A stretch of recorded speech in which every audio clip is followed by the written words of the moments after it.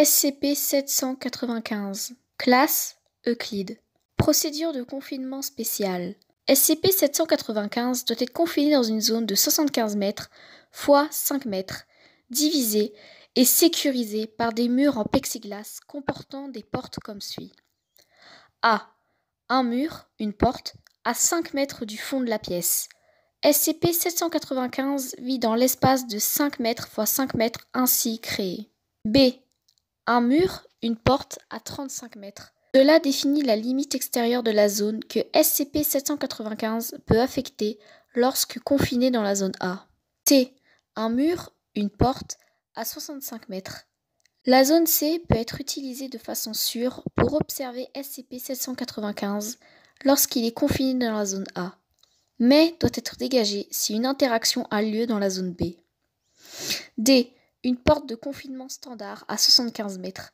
Cela crée une zone de 10 mètres x 5 mètres dans laquelle SCP-795 peut observer de façon sûre lorsque relâché dans la zone B.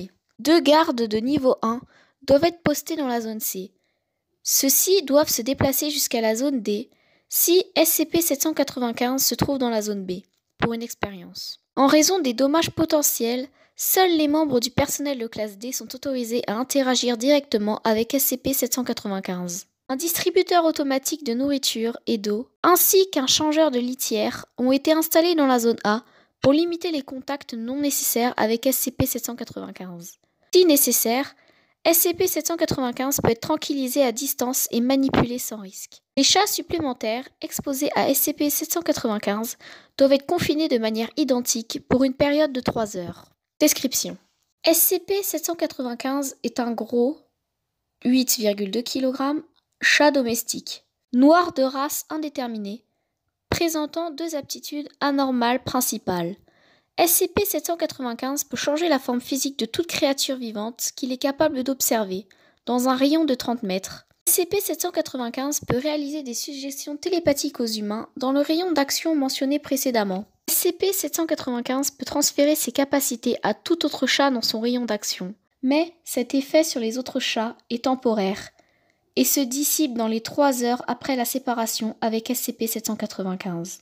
SCP-795 ne présente pas d'autres capacités physiques ou mentales inhabituelles. Typiquement, il transforme tout ce qu'il considère comme amical en autre chat, dans le but de jouer avec. Tout ce qu'il considère comme non amical ou dangereux est transformé en proie et tué, puis mangé.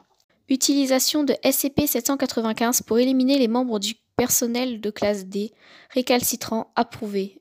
05-4. Les suggestions télépathiques consistent en des désirs typiques de chat.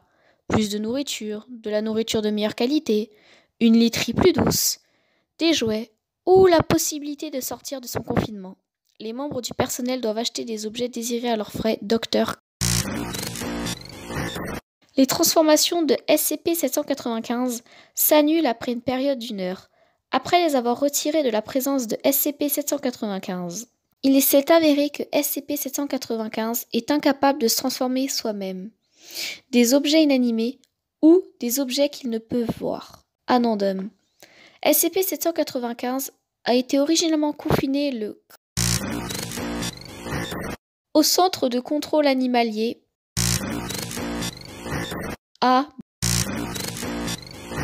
Selon les documents trouvés là-bas, SCP-795 est appelé Junior, avait environ 2 ans au moment du confinement et a été déposé par un proche de son précédent propriétaire. Note du docteur. Nous n'avons aucune idée de comment elle a pu mettre Junior dans la caisse et l'amener jusqu'à...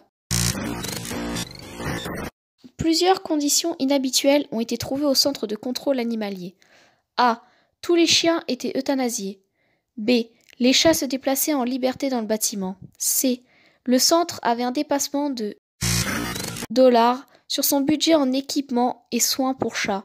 3 membres du conseil du centre manquaient et ont été présumés victimes de SCP-795. Les chats furent confinés par usage de gaz tranquillisant. Initialement, tous les chats du centre présentaient les capacités de SCP-795, mais perdirent leur propriété anormale dans les 3 heures après confinement et séparation.